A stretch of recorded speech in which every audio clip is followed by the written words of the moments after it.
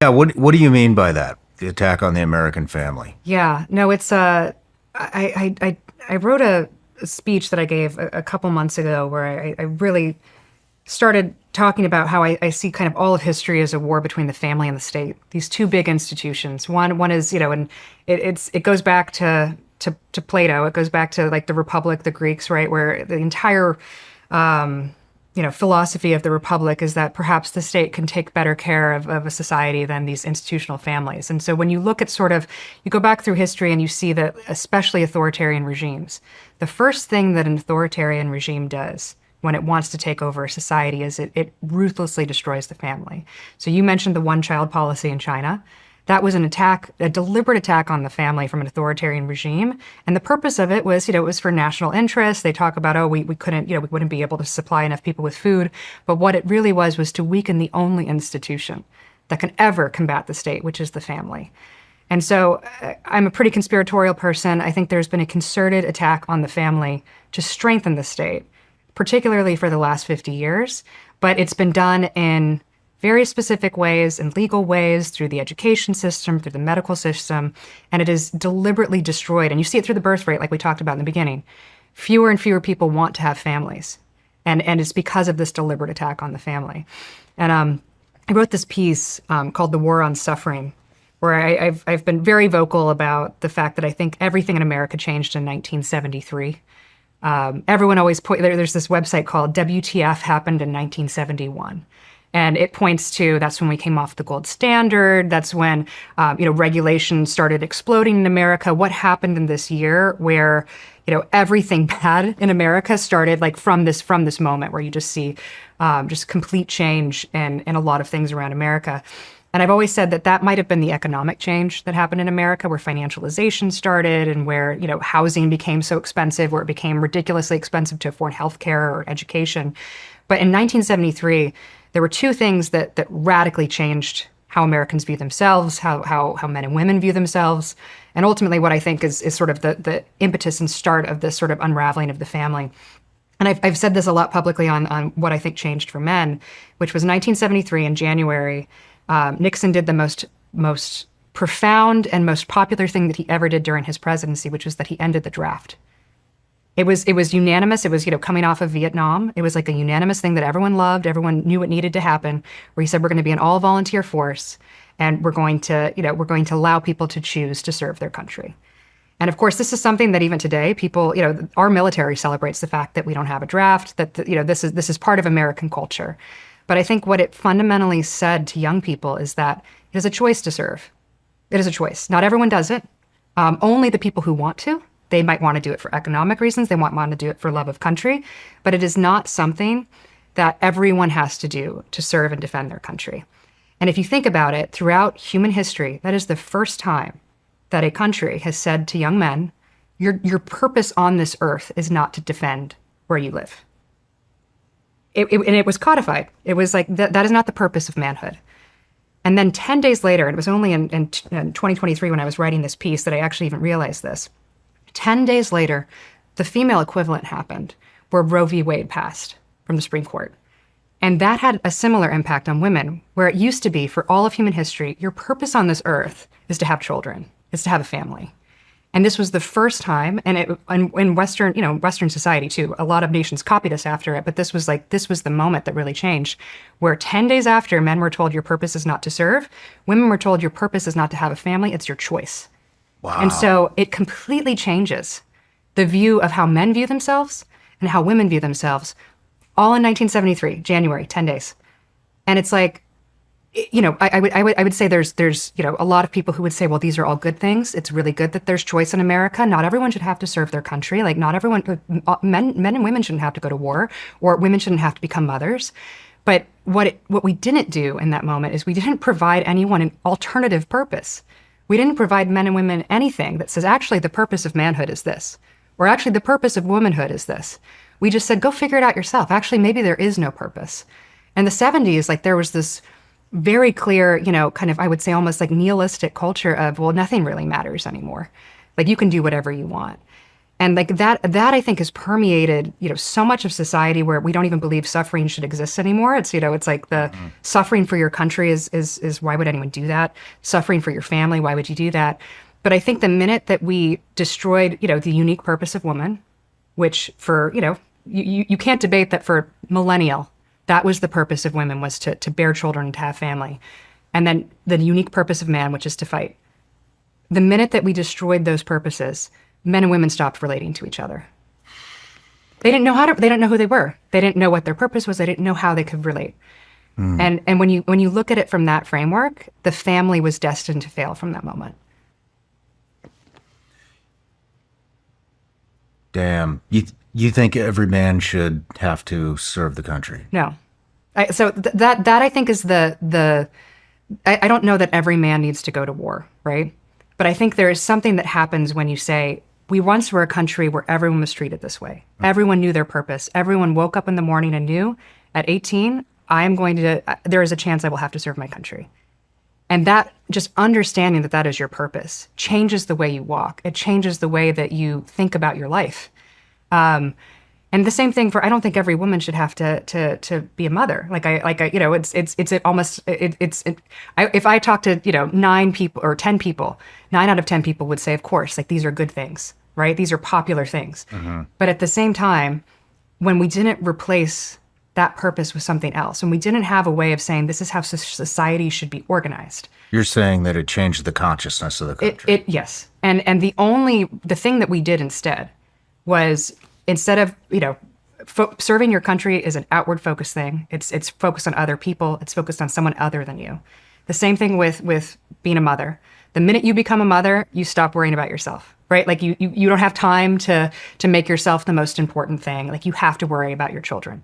So in both of those cases, those purposes, they were outwardly focused. They were things where this is how we organize society, and you care about the institution of family, and the men care about the institution of their country. And then, but what we did instead was we turned inward. We started focusing on our own mind. And this is like the moment that we really start thinking about, psychology, like, who am I? What is my purpose on this earth? There's a great book by Philip Reith that was written in the 60s, actually, called The Triumph of the Therapeutic, which is that, man really started turning inward in the 60s and early 70s, and really thinking about, like, do I have purpose on this earth, and what is this? And the minute that you stop focusing outward and you become very contemplative, which is really what American culture has become, you become very individualistic, become very obsessed with yourself. Our generation is, the trophy generation, the me generation of, like, everything, everything about me is interesting, and I'm an individual and I can achieve anything I want. There's no barriers, there's no limitations. But it completely rips out all of the sort of underpinnings of what makes a society function. And I think in some ways that those were sort of the moments where it's like, then you saw the unraveling of, well, there shouldn't be any kind of suffering. Like, it's around the same time that no fault divorce happened, around the same time that, you shouldn't be told who you are, you shouldn't be judged. Similarly in the medical arena, this is around the time where ADHD sort of, the late 80s, SSRIs started really coming about, where it's like we have to start medicating us because we're thinking too much about ourselves and we have too much depression. And of course, depression, the SSRIs, I think, we're seen as kind of a niche thing. And now they're, what is the number of Americans that are on them? The sort of focus on the move to focus on the self was a very deliberate action. And I think that the crisis of the family comes from the fact that if you're focused on yourself, you really can't be focused on a family. And you hear this all the time from young people. It's like, I haven't achieved what I wanted. I can barely take care of myself at mid-20s. I don't know who I am. How am I going to be able to take care of a kid? And we've forgotten that, like, previous generations, they didn't have that luxury. They didn't have the extended adolescence where they could, say, oh, well, I don't know myself. Like, how am I gonna go to war if I don't know myself? Like, the greatest generation wasn't able to say that. They just had to do it. And in some ways, it's like, we can definitely make the argument that things are better now. And in many ways, like, people, are living longer. Like, they're, you can definitely make the argument that these things were not necessarily good for society, but at least there was a societal purpose and organization. And I think the thing that has really been corrupted over the last 50 years is that we do not know what our American purpose is. We just, and particularly as it comes to the family, It's family has become an option. It's no longer the default institution that you build your life in. Yeah. And without that default institution you build your life in, people just, they flail. You have the loneliness epidemic. You have young women and men who... Depression. Exactly. For any men out there that are wondering what your purpose is, it's to provide for your fucking family and protect them. That's it. No. But I didn't realize there was that much confusion out there about it. But then, you look around and where are all the men? Yeah. Where did they go? Yeah. To quote the New York Times. Yeah. Right. So, I wish I would have known you were a conspiratorial person, because otherwise we'd be talking about aliens and the pyramids and Machu Picchu and all kinds of other shit. But so the question is, you had mentioned, those were draft-ended pro-choice or Roe v. Wade, 10 days apart. So is this just the result of shitty decision-making? The list goes... I'm not weighing in on those subjects, but what I'm saying is, it sounds like you think that's where it started. Then we see, all the stuff with the gender stuff nowadays, and Washington State, the state will come and take your kid if you don't do the gender affirming care, and there's just a whole number of things. And so, is it stemming from somewhere, or is this just a result of decisions? I think it's a result of both legal and medical decisions, because I think the medical community has a huge part of this as well.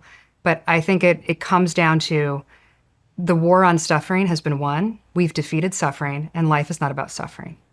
That is what I think our legal system thinks. That's what our medical system thinks. And when you think of the opioid epidemic, what started the opioid epidemic in the 90s? It was the belief in the medical community that suffering from back pain is one of the worst things that can happen, and that there's a magical pill that you can take that's going to get you off of back pain. And then there were pill mills across America handing out opioids because people couldn't deal with suffering. And that was seen as a good thing. Like, don't you want to eradicate suffering? Same thing with ADHD. Young boys, it's like they can't focus in school. Here's a magical pill, and you're not going to suffer anymore. Your family's not going to suffer. Your teacher's not going to suffer. You're going to feel great. And now 23% of boys at 17 years old are on ADHD medication in America. And it's because we just do not believe that anyone should have to suffer. We don't believe in resilience. We don't believe that anyone should have to make a choice that has something to do with society or something that is duty versus what they want to do.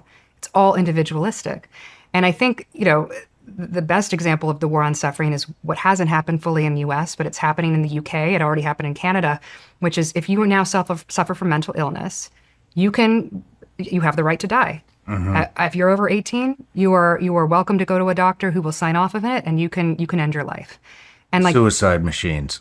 And that was not the America we lived in before. Yeah. So the question is, why are we so opposed to suffering?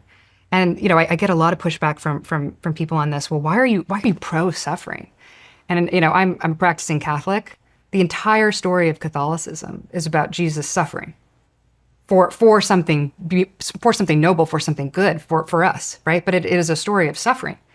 And the movement to try to pull the story of suffering out of human life, that's removing human nature. That's removing the entire Christian story out of how we live, and saying you are not expected to suffer, what happens then? You have an entire generation of young people who are no longer resilient. So I think one of the biggest lies is I think it takes drive away, too. Oh, 100%. Takes personal drive away. Yeah. Which creates less innovators. Totally. Which is why I do think, like, a lot of these young people, the reason they go to Silicon Valley and they sleep on the factory floor and they work hard and they're building hard things is because they know that suffering is inherently, like, there is something good about suffering for a purpose greater than yourself. But I do think that people are confused about how to find that.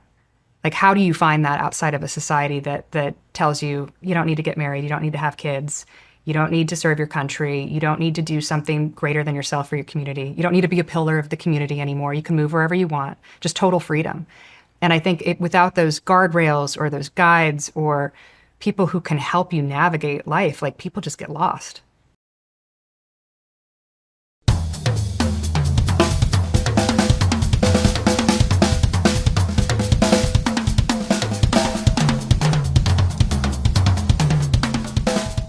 My kung fu, and it is strong. See you later.